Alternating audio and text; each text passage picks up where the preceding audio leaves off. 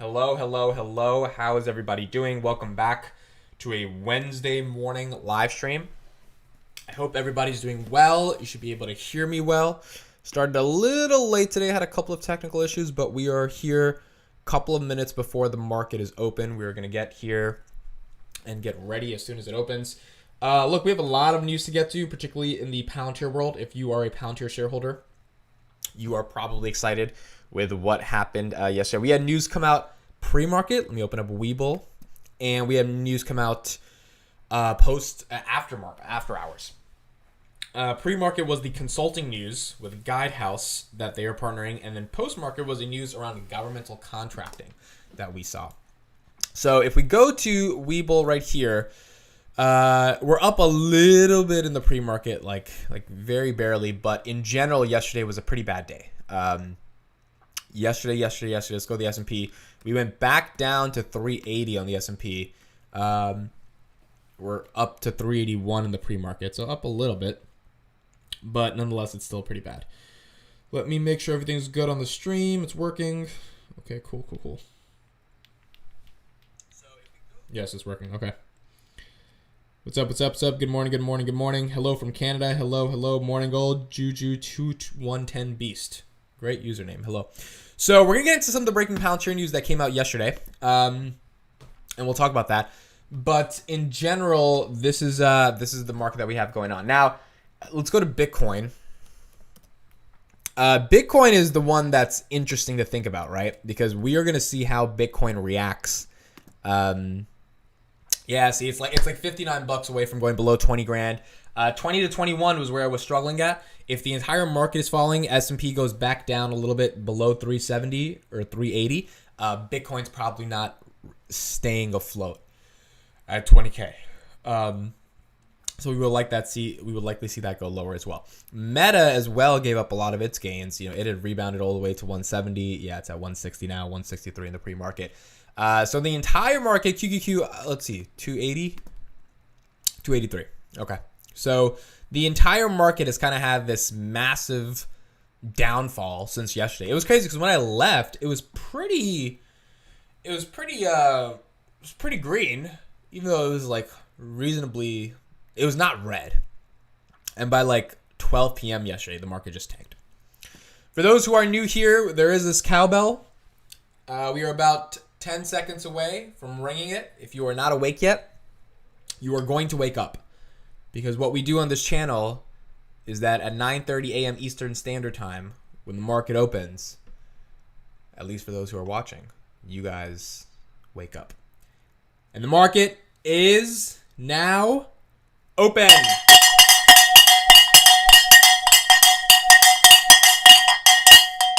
Wake your ass up. The stock market in the United States is officially open. And what we are seeing while the stock market is officially open is a whole lot of red.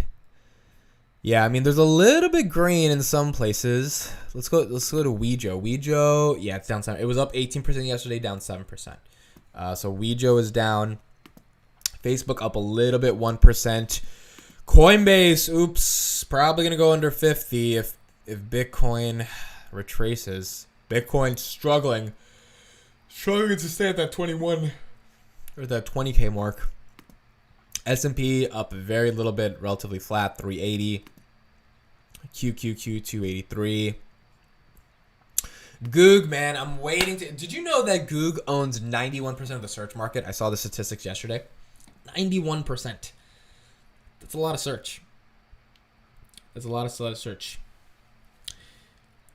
Hello, I'm here just to hear that terrible cowbell.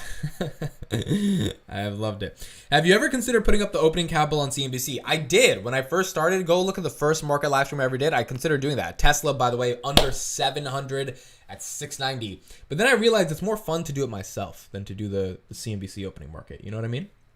It's just more fun. Neo down 7%. Wow. Ouch. By the way, Elon is not tweet. Wow. Yeah, it was at 22, like on Monday. It was up. Let's go to Twitter. Elon has not tweeted at all. And it's kind of weird because it's like, where is Elon? Like, my guy just hit 100 million followers. Where are you at, bro? 100.2. Yeah, bro. This is how you know why. This is why content platforms matter. Because if you're a creator and you're not posting, the platform like desperately. This is the difference between like a media company and a platform. A platform needs the creators. Look at this. Wow, this is so interesting. So Elon was getting on average about 100,000 followers, and then he stops tweeting, and it just goes down. 38,000. So like the more you tweet, the more your tweets potentially have a chance to reach an audience. It's so interesting. If you stop posting, like this is the same thing with YouTube. If you stop posting, your views will just go down. It's very hard for your content to keep going because there's just so much content.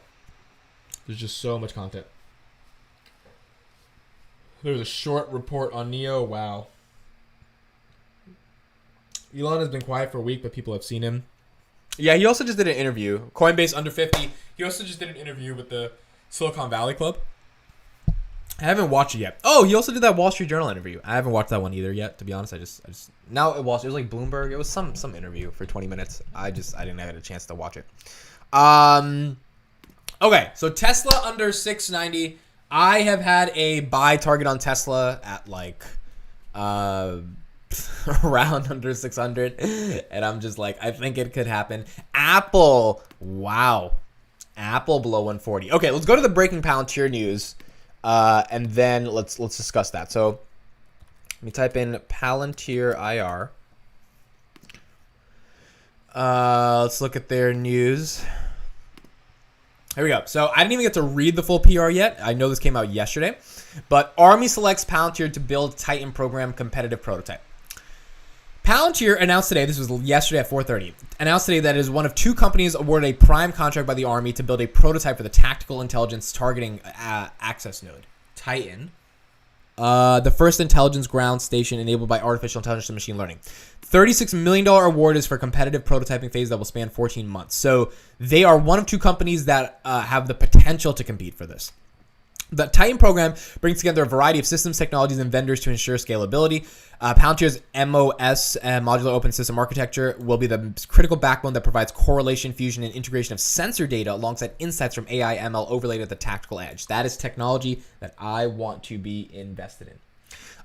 With Titan, the Army will be able to merge varied data with rapidly proliferating series of sensors, enabling frontline forces to gain situational awareness and make real-time decisions. Okay, pretty cool. Here's a quote. Now more than ever, the nation's warriors and allies are being asked to make more decisions at a faster speed with more available data, said Aki John, president of Palantir USG. This guy's really cool. I did a video on him a while back. I'll show it in a second. So he's a dope guy. Titan is the crucial combination of the defense industry's best technology for merging and enduring DoD partners, and we're proud to serve as this non-traditional prime contract. Now, remember, Palantir is trying to become the world's first software prime. So if you go to dailypalantir.com, I did a video about this a while ago, about what it means for Palantir to become a software prime. Here's the article right here. What does Palantir mean by becoming this first software prime? And in this article, I kind of go into what they said in earnings around how they could become the sixth prime. A prime contractor with the DoD means you're like set for life. Like you're always going to get the contracts. Lockheed Martin, Raytheon Technologies, these type of companies. The award is a successful progression for the Army's competitive software-centric approach to the January 2021 design of the Titan program, in which both Palantir and Raytheon were selected for a 12-month competitive effort. Both vendors will build a prototype. As a non-traditional prime contractor, Palantir is committed to its approach to partnering with the nation's best traditional and non-traditional partners like Anduril Industries, L3 Harris, etc. Palantir's MOSA efforts approach for easy integration of vendor capabilities like SpaceX's Starlink system or force-point security offerings to be quickly onboarded and offboarded. So they didn't get this deal yet. I think they're competing with Raytheon, but because they're partnering with other defense contractors like Anduril, that's not like a traditional prime contractor. Palantir provides a lot of the software for Anduril. Anduril does a lot of the hardware. Then they have a chance to actually win this contract. Now, it's not even a question of them winning. It's the fact that they're even competing to me, I think is a great thing, because the fact that they're competing means they are constantly in the race, constantly in the conversation of winning contracts and becoming that software prime. If the United States wants to have a complete digital overhaul of their entire infrastructure around defense spending, rooted in AI and machine learning, Palantir is the best company to do that. And I think that's the larger bet on Palantir. So when Kathy sold Palantir because she says the government stuff is slowing down, I think it wasn't understanding that maybe the government just wasn't spending at the time, especially because of the pandemic and all that stuff. But like the government was never going to stop spending. We're estimating there's going to be a $1 trillion defense budget by 2026. There's an $850 billion defense spending already budget right now. So, I mean, is Palantir going to get all of that? No. Is Palantir going to get a decent part of that, enough to grow 30% year over year? I think so. I would assume so, given I don't know what other company is competing for that. Bitcoin, $12 away from going below 20 grand. $12 away from going below 20 grand.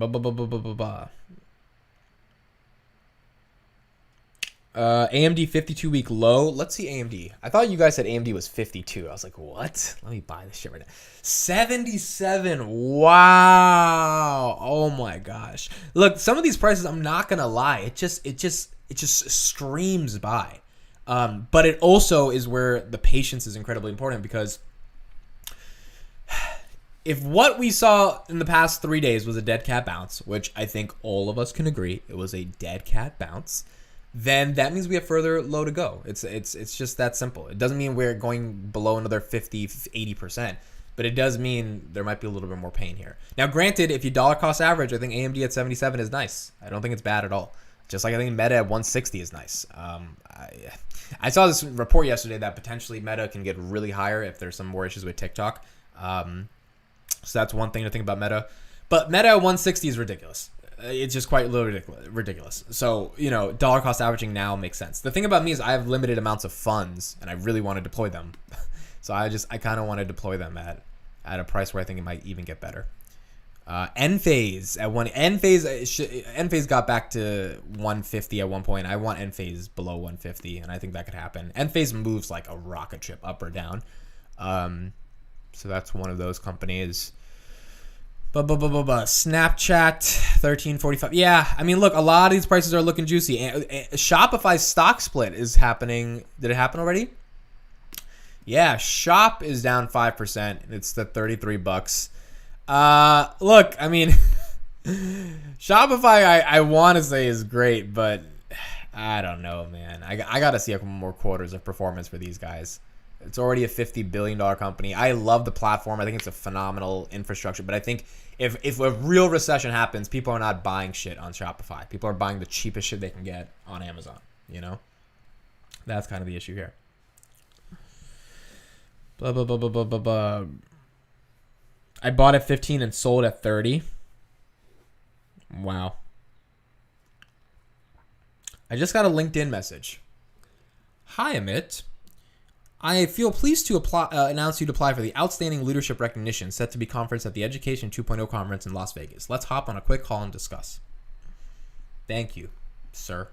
The LinkedIn messages are so spammy. It's so annoying. Adele, you literally just said you are timing the market. Sure. 19,000 Bitcoin. Now, again, let me explain this timing the market thing. I think timing the market is taking an entire portion of portfolio, or like your entire portfolio, selling it because you think things are going to get lower and getting it at a better price. That's what timing the market is. Having a bit of dry powder that you want to put in at a certain point, you could say is timing the market, but not at the most extreme levels. It's just, hey, I've already averaged down a lot. I already bought a lot. I'm going to start putting it down when I feel like it's going to be better. It's also looking at basic indicators of do you think the market is going to get better? Personally, I think no. Now, I think it's a mistake to take your entire portfolio, your entire 40, 50 grand, sell it, and then wait for a lower price. That to me is like something that you can't really guarantee, and it's just too much stress. But for me, it's like, all right, if I think Palantir is going back to 7, then I'll just wait a little till 7. And that's when I don't feel the pressure to buy it right now. But the difference here is that I could buy Palantir at 11 and feel fine. That's where I think if you have conviction on a company, it doesn't matter. Granted, DCAing is correct, right? DCAing is the best option. I just personally, I don't have that many funds, so I just want to wait till it goes a little bit lower.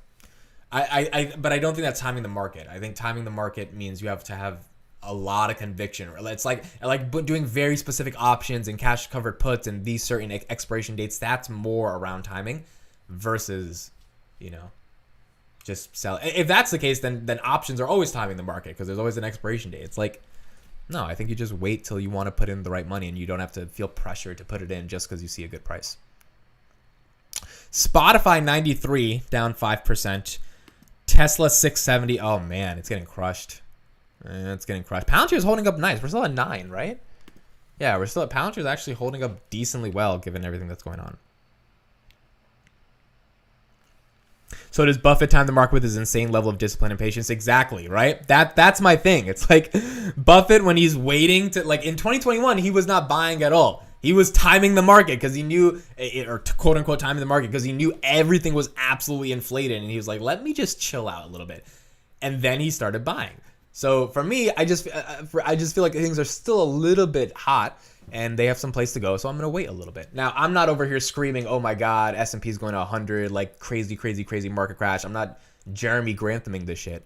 I just also don't feel it's going to go to the moon. I feel like we're in a really interesting spot and I want to see what happens. Like I want to see, like, is it time in the market to want to see earnings? Can I see Q2 earnings and see if companies are living up to earnings? Because if companies live up to earnings and the market is still stuck at Meta at 160, I probably buy Meta at 160 because I'm like, they're doing well. But if Meta tanks on earnings, then I'm like, okay, I have to reevaluate what's going on here. And I already messed up. I bought Meta at 300 before the earnings come out. And I didn't understand that macro was not going to be nice to Meta. So like, you kind of got to learn from some of the mistakes you make. Palantir down after all that good news, just to have a laugh. You know, I also said this. I also said this yesterday on Twitter.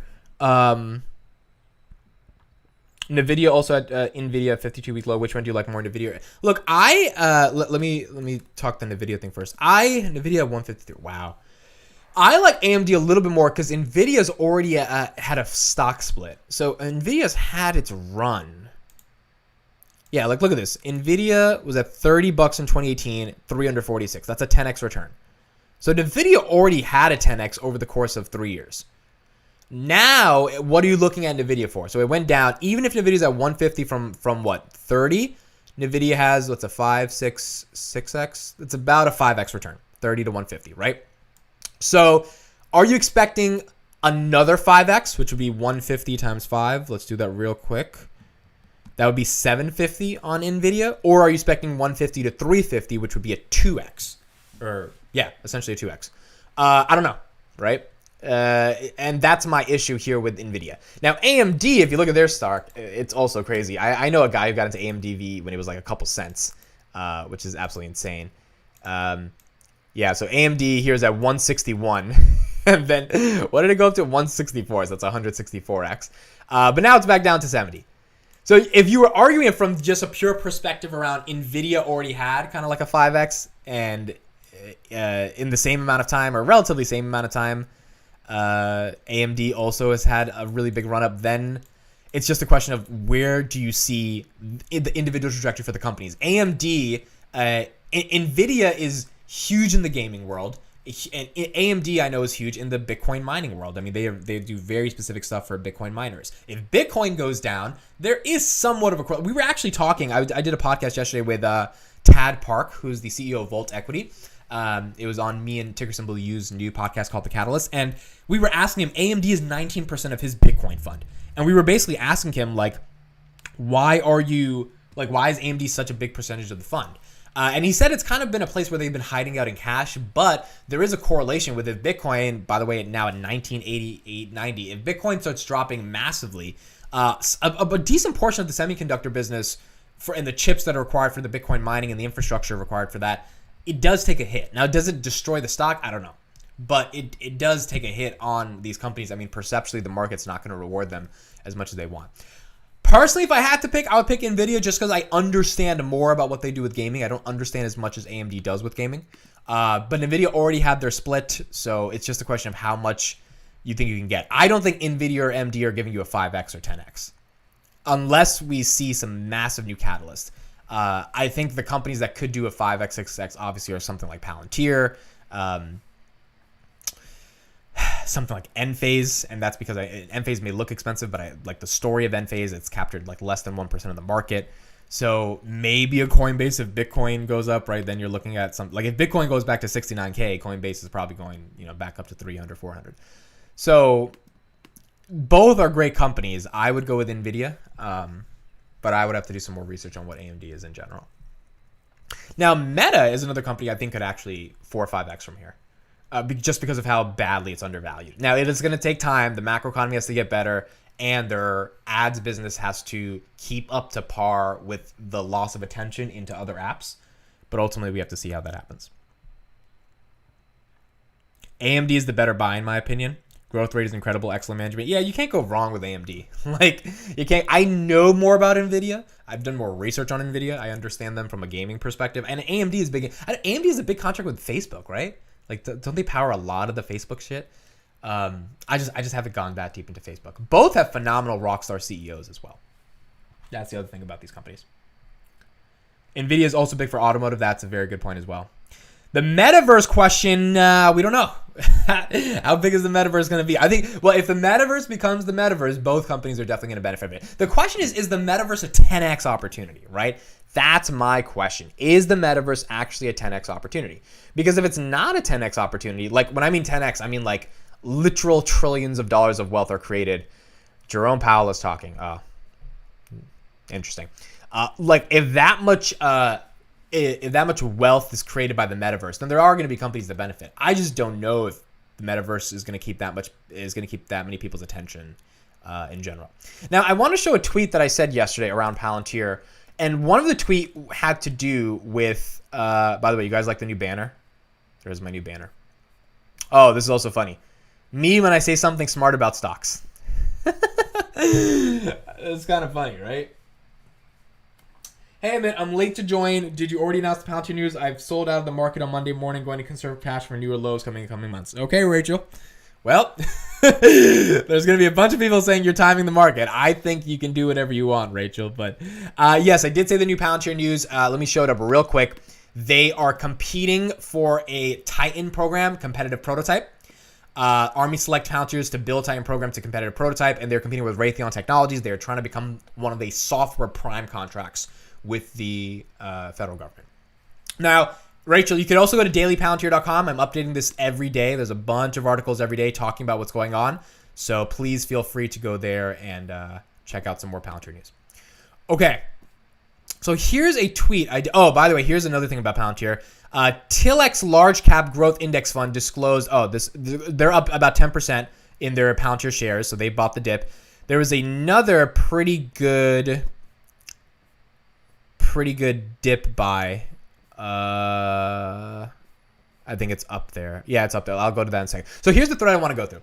One of the things I've been thinking about Palantir is how good it is that the bad part of their financials are bad during the macro downturn. Let me explain. So this is the argument that like... Wait, hold on. Someone said, did you see the Alex Karp interview on CNBC this morning? Are you sure there's an Alex Karp interview? Okay, let me go through this, then we'll check the Alex Karp interview if there is one. Let's read this. There are some issues to Palantir's balance sheet that all of us are annoyed by as shareholders. The obvious one being excessive stock-based comp. We can all agree. Now, management says they have a plan to reduce this to over time and get it down to more normal levels, which they have done. Q1 22 was 193 million. Q1 22 was 149 million, so about a 25% reduction. It is going down. But one thing I like about this is that in the worst market we've had since 2008, Palantir is getting the chance to swipe all these bad things basically under the rug. If this was a thriving bull market and Palantir has excessive SBC, it would be pretty annoying and potentially hurt the share price appreciation. So if we were in an amazing bull market and Palantir has this horrible sort of like red flag on their balance sheet, which is this crazy amount of SBC, the market wouldn't reward us. In fact, the market would be pretty mad at us. But over the next 10 to 18 months, while the entire market is bad, Palantir gets the chance to fix some parts of their books, like SBC, without having to be punished by the market because the entire market is already down. So the thesis here that I'm trying to make is that if the market sucks, you can kind of get away, as long as you don't die as a company, by having some crappy stuff in your financials, because you have the next 18 months to really get rid of a lot of that crappy stuff so that when the next bull market begins and it's time for old stocks to run up, if your numbers are looking good, if you've like made sure the books are ready to go, Wall Street's not going to have an issue as long as your growth rate is good to give you the premium that you deserve. So when companies post bad results or have issues, the entire market itself goes down versus just the individual stocks, given the macro condition we are in. My hope is over the next 18 months, as inflation goes down and we start getting back into a better market, Palantir will have worked out some of their toughest issues like excessive SBC, stabilize their operating margins, etc. That operating margin, getting it to about over 30% would be like the biggest thing I think they need to stabilize, and we'll see if they can do that in 18 months.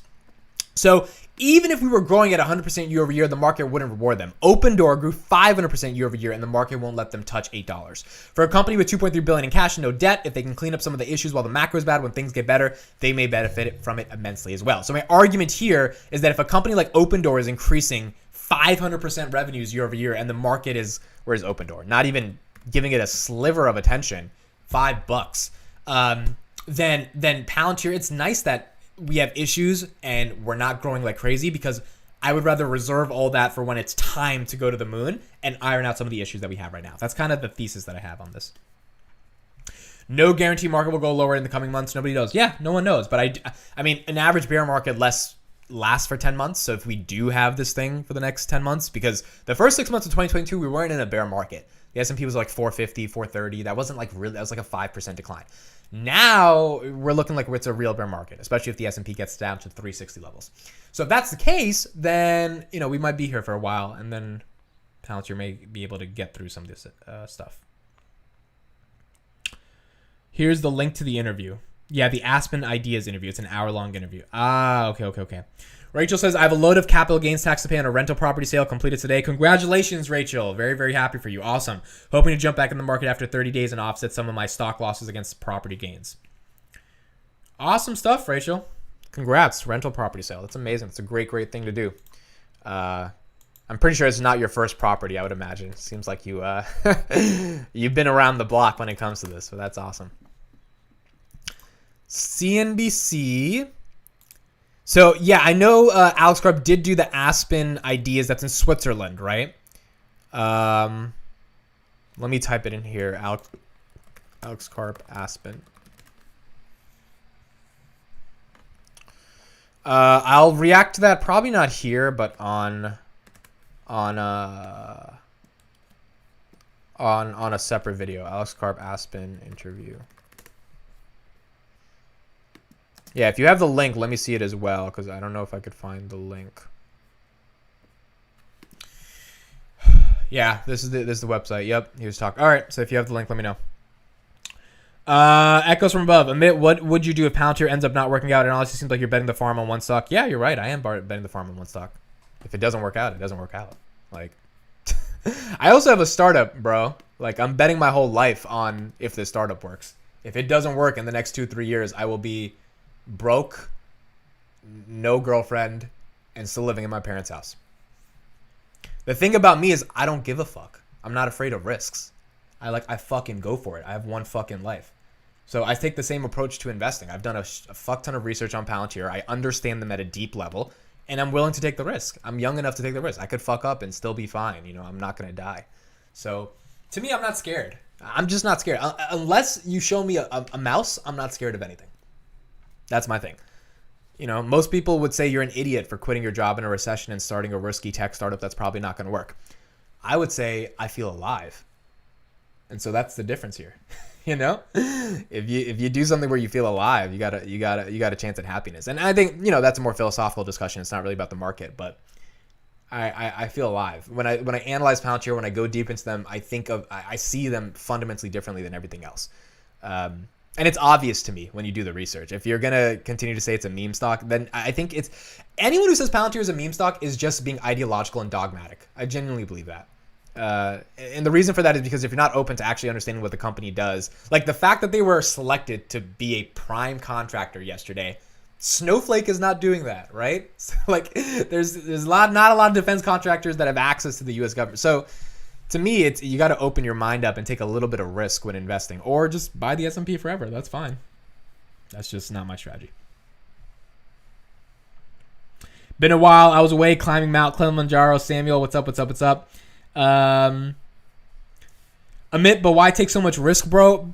Well, in the context of life, if you're not taking risk, in the context of life, there's certain moments where you have the opportunity to take risk. I'm 24. I don't have a family. I don't have responsibilities. There are certain moments in your life where you have to be risk on. Okay. For me, getting a regular job and just like saving up money and like going through the normal routines and then getting a house and a mortgage, like that shit's fucking boring, bro. It's fucking lame too. And no offense to anyone who's done that. Everyone has their own decisions. Personally, to me, it's boring. I don't want to do that. I want to fucking go to the moon and I want to crash going up to the moon versus never have a chance to even get on the rocket ship. And so in the context of life, there are certain moments where you have to go risk on because you have all the opportunity in the world.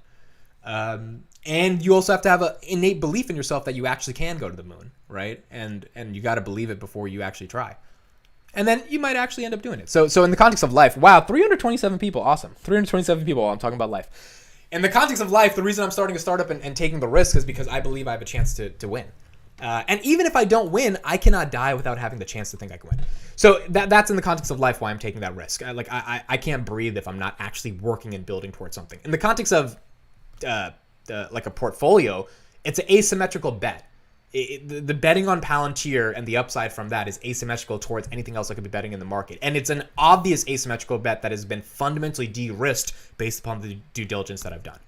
And there's a lot of videos for it. And you can't do 500 videos just claiming Palantir is a great stock. People will stop watching. You have to actually do analysis in each of those videos. So that's why I came to that conclusion. Someone said, how do I invest? Email amit@dailypalantir.com. I will send you the pitch deck and you can learn more about it. But the public crowdfund will be starting soon. We've raised about $250K. Tom Nash is investing. Some other cool YouTubers are investing. So you guys will know. Blah, blah, blah, blah, blah, blah, blah. Best time to do it. No kids, no mortgage. Yeah. The odds are literally against you in terms of Palantir working out. And again, congrats on the startup. I think that's awesome. But in terms of investing, I think the decision can really backfire, bro. Bro, I don't think the odds are literally against you. I don't know. I think you got to open your mind up a little bit, man. You got to open your mind up a little bit.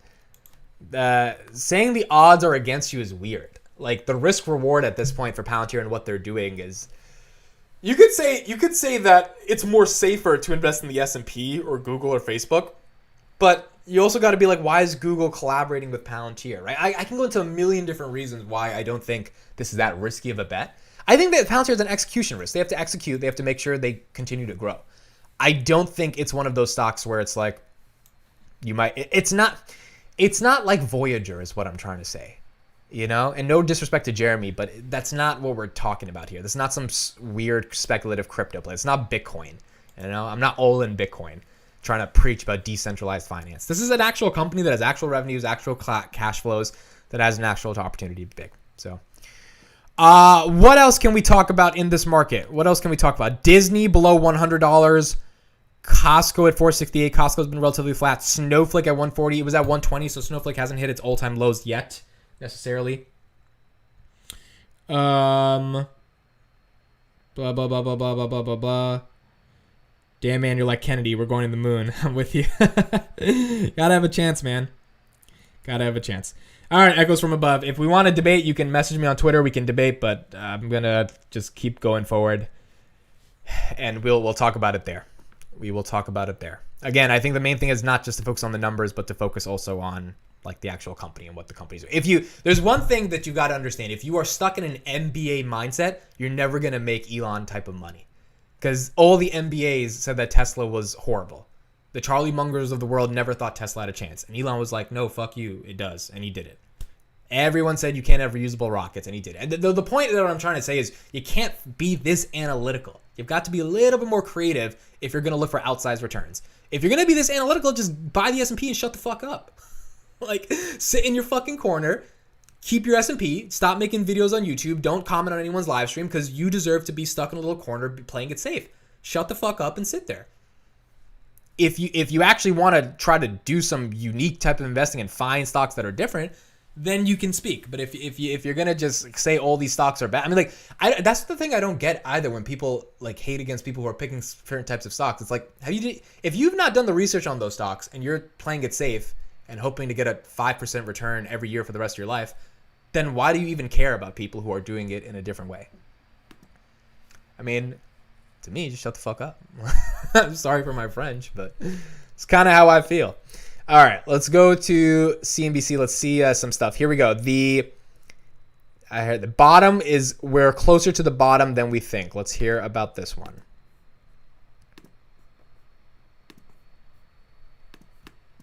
There is the possibility that we're closer to the bottom than we think. If we look back at history, for example, of all the bear markets that we've seen since 1946, we've seen them bottom at about a 25 or 27% decline. If you're looking at a garden variety decline, so that's a decline of 20 to 40%.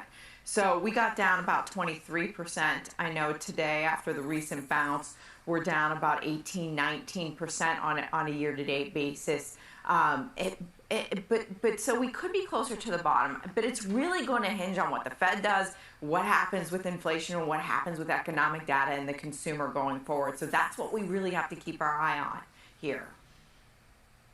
Yeah, and Cleveland Fed President AM EST speaking to CNBC Europe today, making headlines and using words like painful. She used the term bumpy ride. I mean, Lindsay, Fed heads watch their words really carefully, right? And using words like painful, you don't hear that much from a Fed head. That didn't give me a lot of confidence.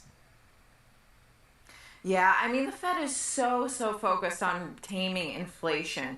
I think the majority of her message, though, was in line with the rest of the Fed speak that we've been hearing lately. It's no surprise when she said she was hoping for that 75% or 75 basis point hike in July. The market's already pricing that in. But more concerning is what happens in the second half of the year. And that's going to depend on inflation. If you look at places like Goldman Sachs, they're expecting inflation to come down over the next several. So that's the logic they're going for here, that if inflation's going down and the market is pricing in the interest rates, we may be close to the bottom than we think. Maybe. We will ultimately see.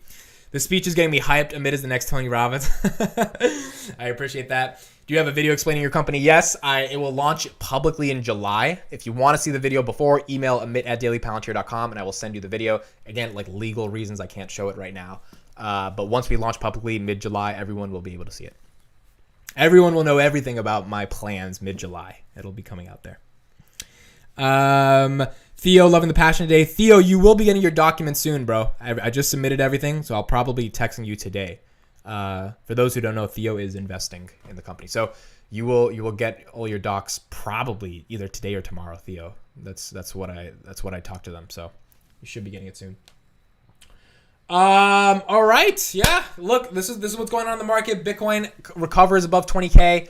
Palantir stuck at 940, not bad. Recovered a little bit to 940, was at 913. Tesla, where's Tesla before we end it off? Where's Tesla? 687, recovered a little bit from 670. Market's bad. We're going to see how worse it gets. S&P is what I'm looking at, 382 right now. We're going to see if it goes below 380. Only 10 a.m., only been 30 minutes since the market opened, so we have a long way to go for the rest of the day and see what happens. But this is where we're at right now with this particular market. Amit, what do you think about Hood? I don't like it primarily because it's been so beat up that the premium they would get even on a buyout might not be that worth it. They IPO'd at 38. Now they're at $8, right? So this is why when Kathy would sell something like Palantir, but then she buys Robinhood, I'm like, I don't get it. I don't get it. Like I really don't get it. It doesn't make sense to me. So yeah, Robinhood, I'm not a huge big fan of. I love the product. I just can't like the stock. That's it. The last 5 minutes. Ask me anything in the chat. This is what we do at the end of the live stream. So any questions at all, you can ask me right now, and then we will end it off today. Amit, are you pro-choice or pro-life? This is what we need for entertainment. I am not answering that question. I'm not answering that.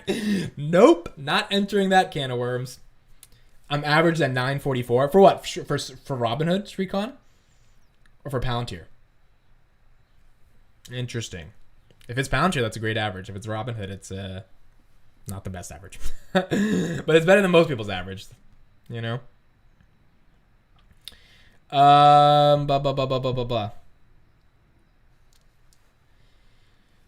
Yeah, so that's pretty much it. I mean, I guess we're gonna see what happens. Why you look so cute, Daddy? Wow. I was gonna let my hair loose, but then I was like, nah, let me wear the hat. My hair was being kind of crazy in the morning. This is my hair, bro. This is what got me girls my entire life. This hair. This hair is everything. This is what's been happening. I think me and Tom are doing a Can You Learn to Speak My Guy. Hey, let me call him. You guys want me to call him live on stream? All right, I'm gonna call him right now. Okay. Let's see if he picks up. You guys should be able to hear it. He better pick up. All right, it's calling. I'll put it on speaker once I know he picks up. and I'm gonna ask him if he's good for today. Yo, I'm on my live stream right now. You're on speaker. Hello. Yo, I'm on my mark. Okay, what's the question? My question is, are you good for 2 p.m. for the Can You Learn to Speak My Guy podcast? Yes, you are. Yes, I will not tell the secret about your being secretly homosexual. Oh my God, we're on. Stay with me, Amit. Okay, bro. And I will not tell people you are a virgin. Oh And that my- your maximum sexual experience was watching two birds fuck on your lawn, bro. on my lawn. Okay. All right. It's got to be 2 p.m. because at 3 I gotta go to some bank. I gotta go get something. So 2 p.m. We're good. 2 p.m. 2 p.m. Eastern. If you can't do that, then we're gonna have to do tomorrow. Because 3 p.m. Okay, we can, let's do it tomorrow then. Let's do it tomorrow. Let's Okay. do it tomorrow. Okay.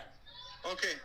All right. We'll do it tomorrow because I probably need like 3. Would be better. Yeah. There's no way I can do 3 today. Okay. Tomorrow's good. Can people hear me? People can hear you. You're on speaker. Make sure you subscribe to Amit because he's legit. And that's it. Did you see my new banner on Twitter? No? Did you use my shitting face? Yes. I used some face that you made. Yeah. This is the face that I make. Like, did they just come out of my ass? Face. That's the face of the shrine as well that I have. That's the face. That's the face of horror and shock. It's the face that can use in two series of events.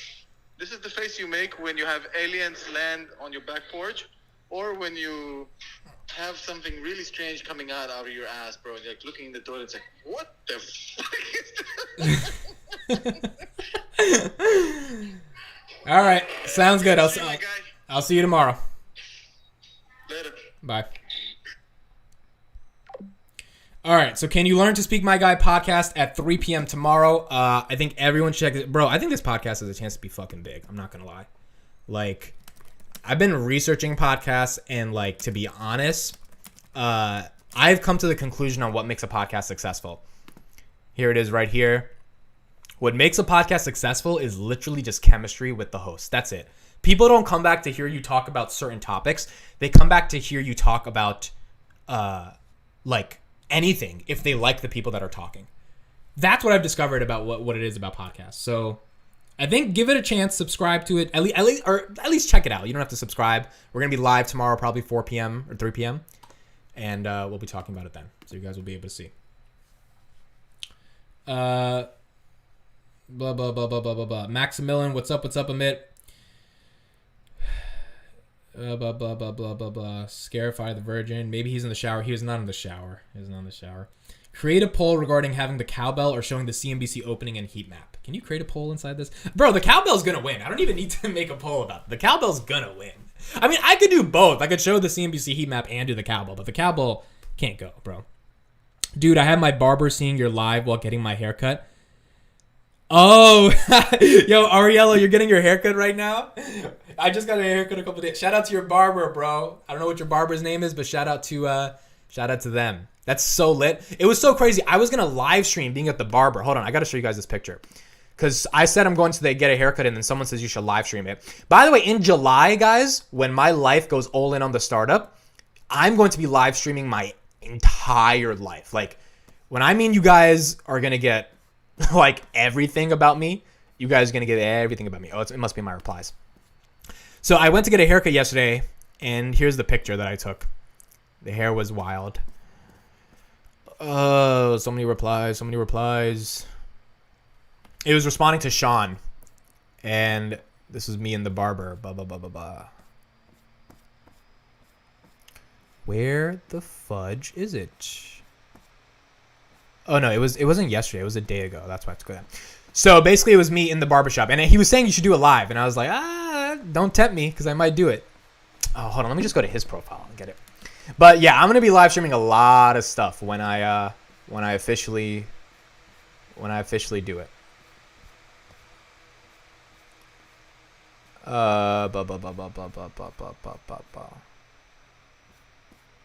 Here we go. Gonna go get a haircut. It's time. Sean says, you won't live stream from the barber. I said, don't tempt me. I was literally like, yo, I'll do it. I'll do it right now. I'll do it. Tomorrow's podcast will be epic. Yes, bro. It's going to be... The cool thing about this podcast is like... It's just... I feel like we can get on and we can just talk and we can just keep the convo going. And that's the thing about a podcast. Can you get people to keep listening? And we retained about 90 people on average for the full like hour and a half we did it. So that's why I'm excited for that. Oh, I wasn't even showing you guys. Fuck. Oh, man, I hate this. I wasn't even showing you. Oh, well, I lost it. Oh, well. Oh, no, here it is. Here it is. Okay, I didn't even realize it was... Don't tempt me. This was it. So Sean said... I said, gonna go get a haircut. Sean said, you won't live stream from the barber. I said, don't tempt me. And this is me. I was ready to live stream right from the barber. Def Cloudbell. Def Cloudbell.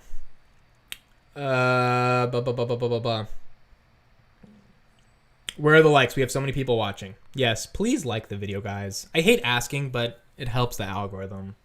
So please like it. It helps. I haven't listened to your new pod, not gonna lie. Don't know what it's about. Check it out. It's a fun pod. It's just like us talking. It's just us talking and kind of being stupid. So you can check it out, give it a chance, and see how it goes. The barber client relationship is a special one, very sacred. Absolutely agree. Admit I have 30K in Voyager. I bought at $10. It's now at 41 cents. What would you do? Yeah. I don't even know if selling is worth it at this point because you have like what $1,000 left. Maybe it comes back, but they also defaulted on the loan. Yeah, I mean honestly, you just gotta take the L. That's okay. I took a $1,000 L on Facebook when I bought 10 shares at 320 and it dropped pretty badly. So, sometimes you gotta take the L. 30,000 is not the end of your life. You gotta remember there's a lot more life to live. 30,000 sucks. I'm not underplaying how bad it is to lose that much money, but there's nothing you can do other than learn from the experience. Maybe not bet on some of these speculative crypto plays and just move forward. That's literally all you can do is move forward, and learn from the situation. The worst thing you can do is feel bad about yourself forever. Like feeling bad about yourself is just like, it's not going to do anyone good. You just got to kind of move on from that. But it sucks. I mean, losing 30 grand definitely sucks. It sucks. No podcast is better than the Friday night live streams. Which Friday night live streams? Which ones are you talking about? I'm not sure which one you're talking about.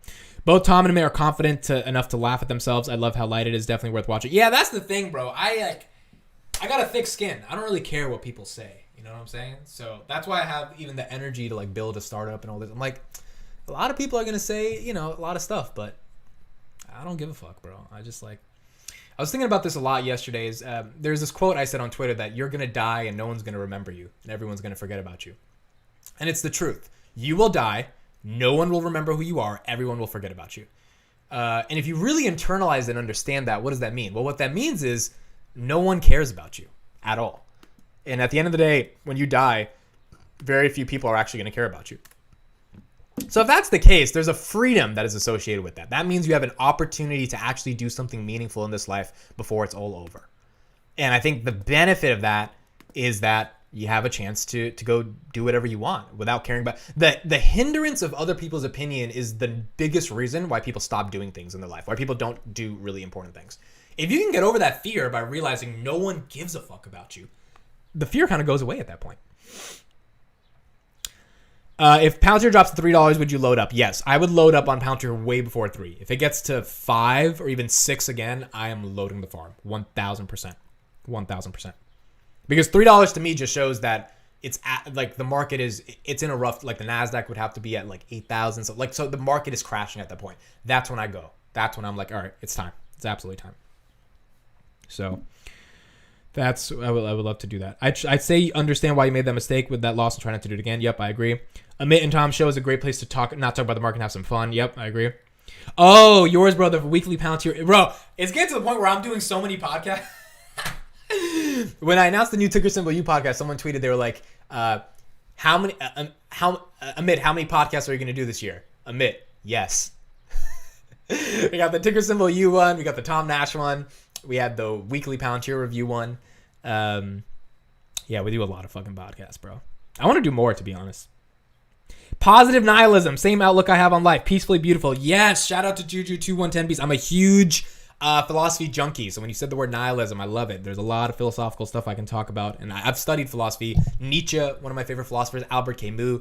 I got to show you guys a video from. There's a channel called Pursuit of Wonder on YouTube. I would highly recommend. I'll just show them real quick. I would highly recommend this guy, man. Pursuit of Wonder. Oh man, a beautiful, beautiful, beautiful, beautiful channel. Lots of amazing content here. The Albert Camus and the, what's the other one? The Charles Bukowski one. Don't try. So Charles Bukowski, this one is beautiful. So this guy wrote on his grave, "Don't try." That was where his last words on his grave. Now, why did he write that? Because his argument was that if you're not going to go all the way, don't try. That was his argument. If you're not going to go all the way, don't try. How deep is that, bro? The guy's like, hey, if you're not going to go all the way, don't try. So like, he's like, if you're going to do it, go all the way. If you're not going to go do it, don't even try. He's like, and Charles Bukowski wanted to be a writer. He didn't get to be a writer till he was like 50 because his whole life he was kind of like half-assing it. And then he finally got his big break. And that's when he started talking about the nature of what it means to do something with your life and not just let it wither away. So really inspirational person to me. In 2 days, amidst Casey Neistat era starting. Bro, I'm trying to take over. If we could be Casey Neistat, that'd be so amazing. Like, the one thing about content creation on YouTube in the finance niche is your audience is capped to some extent, and the audience really just cares about finance. But content creation for the world, like Casey Neistat, for those who don't know him, he's a famous vlogger. Like, the whole world could love your content, theoretically become engaged with your content. And you could just captivate the whole world's attention. So it's really dope. When Sean joined the Palantir Weekly Live again from the library, we got to get him. Amit, I'm steadily growing my YouTube channel. What's one thing you think? Well, let me go to your YouTube channel right now, Sean. Sam, let me open it up. I've not actually checked out too much of your content, so let's check it out right here.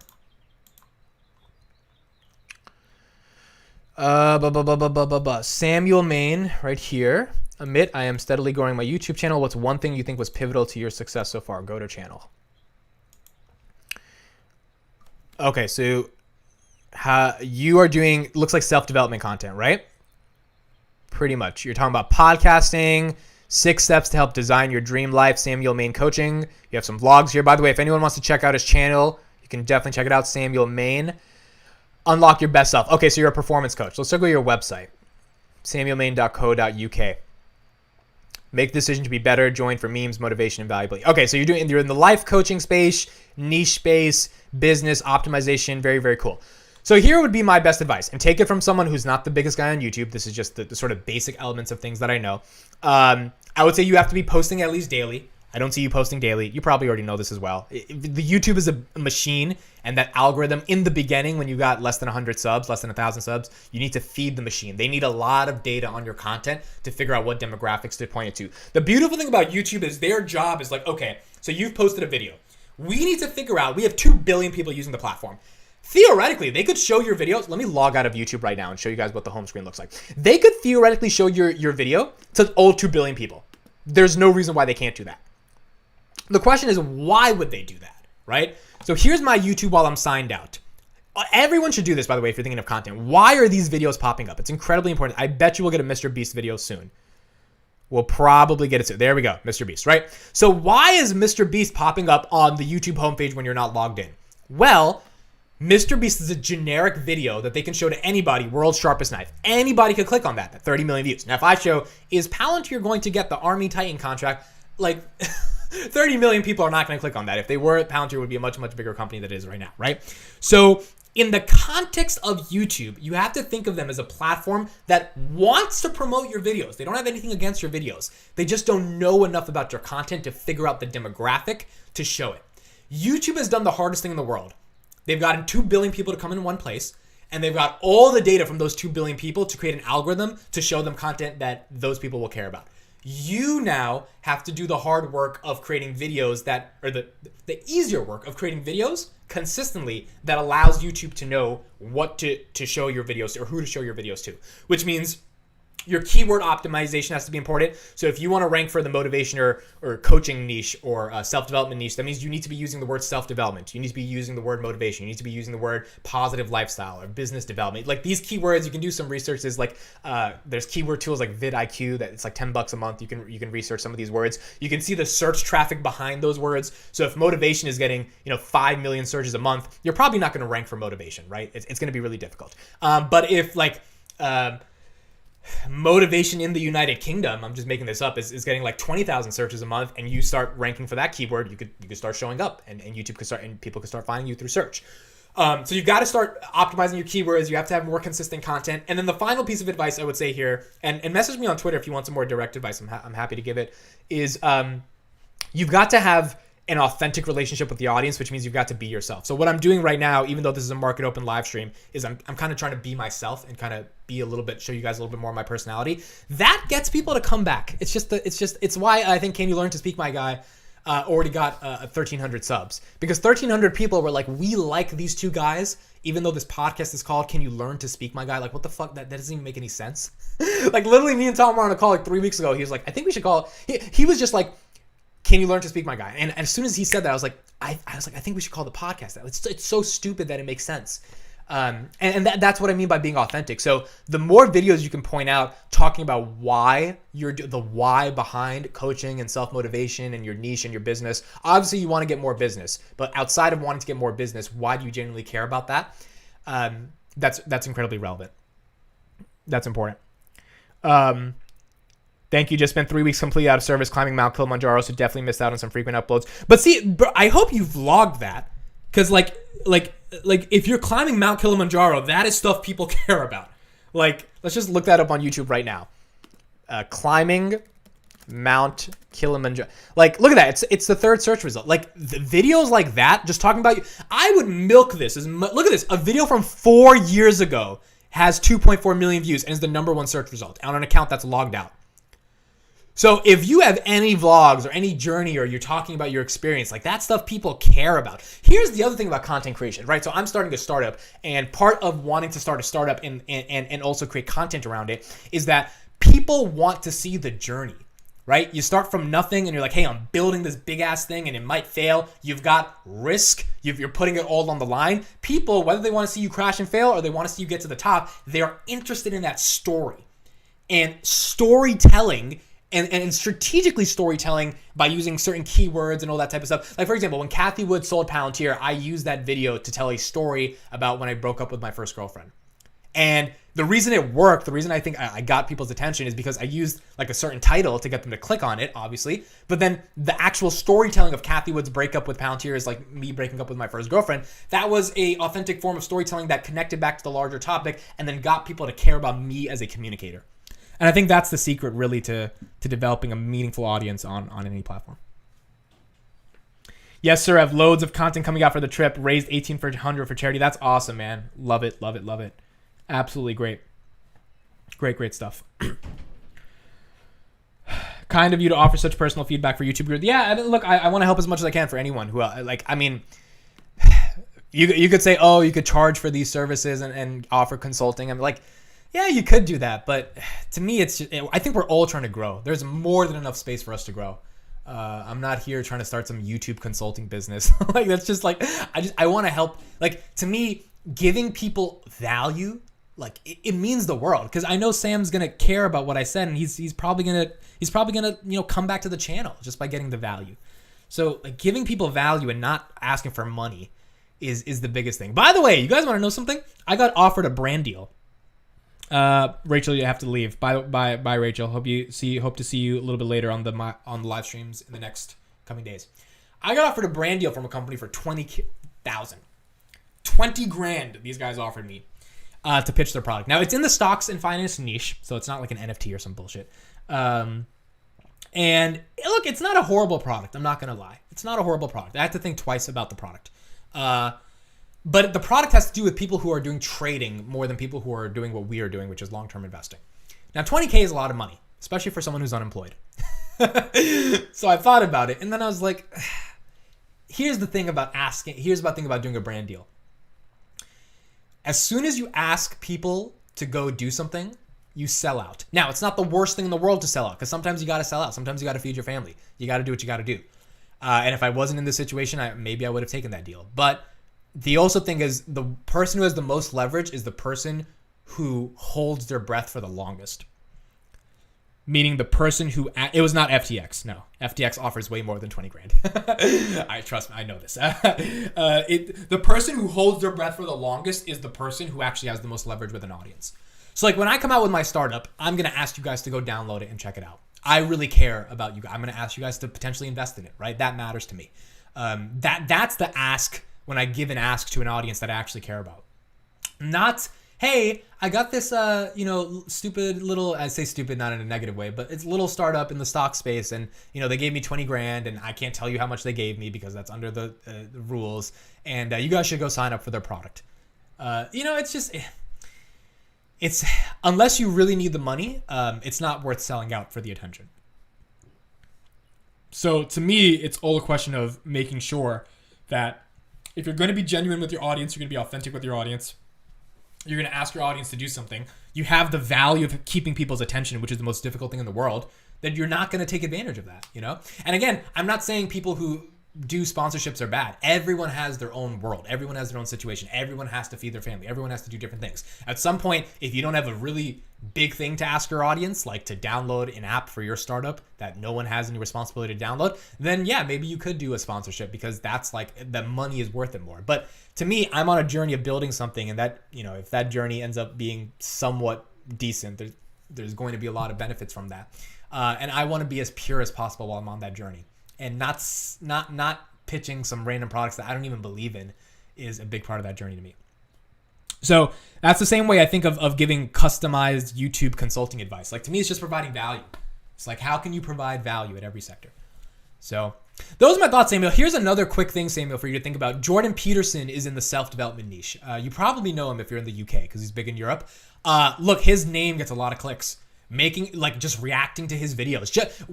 You need to get people into your world. That's it. You need to get people into your world. And the way to get people into your world is to use things that people care about. So if people care about Jordan Peterson as a thought leader and they're willing to click on his videos, you doing a reaction to Jordan Peterson and like offering your advice, if people find your insight valuable and you got them to click, right, top of the funnel brand awareness because you use Jordan Peterson's face, and his name, which in the keyword ranks very highly, then they've entered into your funnel. And if you can get them to stay because the content's good, then they're going to stay. But you've got to find creative and innovative ways to get them, right? That's how do you get people to at least know who you are? That's the most important thing in the world. And if you can do that, then things can change.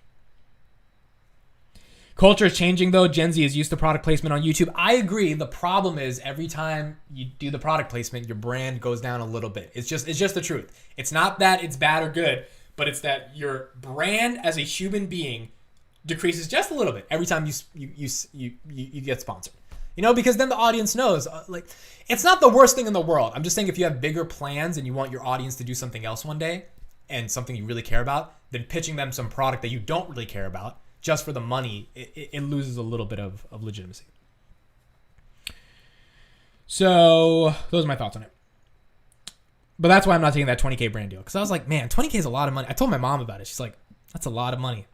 I was like, yeah, that's a lot of money. I didn't tell my dad. If I told my dad would be like, you better go sign that contract right now. My dad is used to, $2 at the gas station per hour when he came to America. It's like 20,000 just for talking about it in your video. But to me, I was like, nah, man, I got bigger stuff to do. And maybe I will have to do that one day when everything fails. But, we'll see.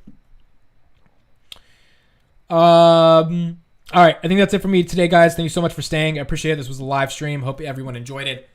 We'll be back tomorrow. Hope a couple of videos will be coming out today. dailypalantir.com for your daily Palantir news. Check it out. Hope you guys like this talking part after the live stream. I will be doing a lot of this mid-July when the startup comes out. So you guys will see a lot. If anyone's interested in investing or seeing the pitch deck, email amit@dailypalantir.com. You can actually invest for as little as $100, so it's actually really cheap to invest. And we're using a pretty good platform that allows you to sign up quickly. So that's it for me. I've got a lot of stuff to do today. I'm actually going to the apartment that maybe I'll make a YouTube short about this.